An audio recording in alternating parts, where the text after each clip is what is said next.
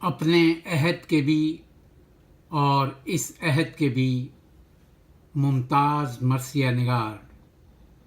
Professor سردار نقوی، جنہیں نہ تو اہل ادب نے، نہ امت نے اور نہ خود مرثیہ نگاروں نے وہ مقام دیا جس کا وہ حق رکھتے تھے، اور حق سے محرومی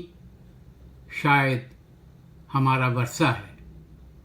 اور خاص طور پر آل رسول کے لیے مرثیہ لکھنے والوں کا تو یہ بہت بڑا ورثہ ہے کہ ان کا حق ان کو نہ ملے، انیس سے لے کے جوش تک، اور جوش سے لے کر سردار نقوی تک، اور سردار نقوی سے لے کے شاید آج تک کے مرثیہ نگار اپنے اس حق سے محروم ہیں کہ روز محشر جب باقی تمام حق طلب ہوں گے تو یہ حق بھی مانگا جائے گا۔ سردار نقوی کے ایک بہت مارکۃ الآراء مرثیے کے صرف چند بند تورک کے طور پر اور ہدیہ ایصال ثواب کے لیے اپنے باادب، اہل ذوق اور مرثیے سے محبت کرنے والوں کے نام: حسین لکھ کے قلم دیر تک اداس رہا، حسین لکھ کے قلم دیر تک اداس رہا اداس مگر پھر بھی با حواس رہا اداس مگر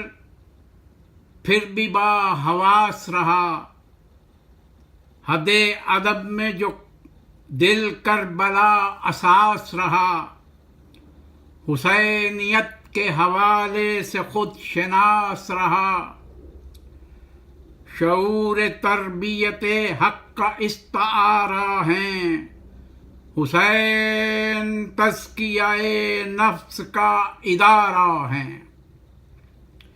حسین آج بھی ہیں عظمت بشر کے نقیب، حسین آج بھی ہیں عظمت بشر کے نقیب، دیار علم میں تہذیب کے سفر کے نقیب، شعور حق طلب و چشم حق نگر کے نقیب، طلوع ہونا ہے جس کو اسی سحر کے نقیب، شعور جلوہ عرفاں میں ڈھلنے والا ہے، تمام ہوتی ہے شب دن نکلنے والا ہے، فضائے دہر پہ چھائی ہوئی یہ ظلم کی رات، قیام عدل کے دشمن پہ خارجی حالات، ادھر یہ باطنی دنیا یہ نفس کا ظلمات، وہ تیرگی ہے کہ سوجے نہ جسم ہاتھ کو ہاتھ، یہ رات جس میں اندھیروں نے سر ابھارا ہے، یہ دور غیبت کبریٰ کا استعارہ ہے،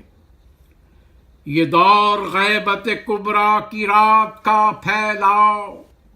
دماغ و دل پہ اندھیروں کا پرفشار دباؤ،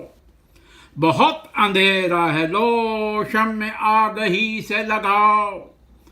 کہاں سے آئی ہے یہ آواز اس طرف آ جاؤ،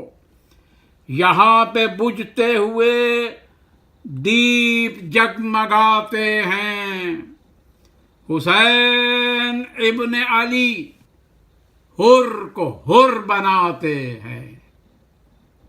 حسین ابن علی حر کو حر بناتے ہیں۔